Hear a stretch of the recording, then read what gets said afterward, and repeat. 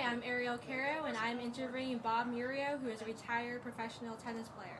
So Bob, what are you doing at the golf course? Well, I played competitive professional tennis for over 32 years, and I traveled all over the world being a competitor. And once I retired from competitive tennis, I needed something to get those competitive juices flowing again. I always enjoyed golf. I watched it religiously, always wanted to play. So as soon as I retired from tennis, I took up golf, I took some lessons, and I set some goals for myself. And I've been playing for about 20 years, and I love it probably just as much as tennis. And I also set standards for myself as I did when I was a tennis player. And so it's a great replacement for the sport that I played and loved so much. Bob, you were playing during the civil rights movement, right? That's exactly right. Did you ever get a chance to play with people of color? Yes, I did. I played with, and I'm sure everybody will recognize his name, Arthur Ashe, one of the great tennis players of all time. And Arthur and I were good friends, and of course we started playing in the 60s together. And Arthur was probably the only person of color really playing in the major sport of tennis. Tennis up until that time had been very much pretty much a white sport. There weren't too many people of color. Arthur had great talent. He had a chance to compete at the top level, but the interesting thing about Arthur is that he had to control his emotions more than most of us did. Most people, when they play a competitive sport, get a little bit agitated, frustrated, and they show a little bit of anger. But Arthur was under a great microscope because he was a person of color. He wanted to set a great example to pave the way for people of color. So being under such great scrutiny, he couldn't really show his frustration and anger like the rest of us. So it was tough on him. And Arthur was a great player, tremendous skill.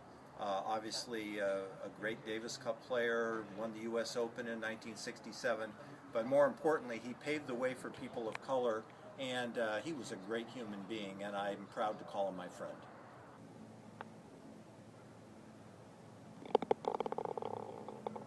Bob, what would you say to young people who are trying to become a professional athlete? Well, I would actually say I would do two things. I would say something to young people, and I would say something to their parents. Being a competitive athlete, a professional athlete, is a very, very difficult profession to get into. So you have to have a great passion for it. So to parents, I would say, realize that if your son or daughter has the skill to become a professional athlete, that they're going to be giving up a lot of their teenage years to training and perfecting their skill. To the athlete, I would say you need to have a great dedication. You have to understand that there's certain sacrifices you have to make, and you have to realize that you're a competitor first and foremost.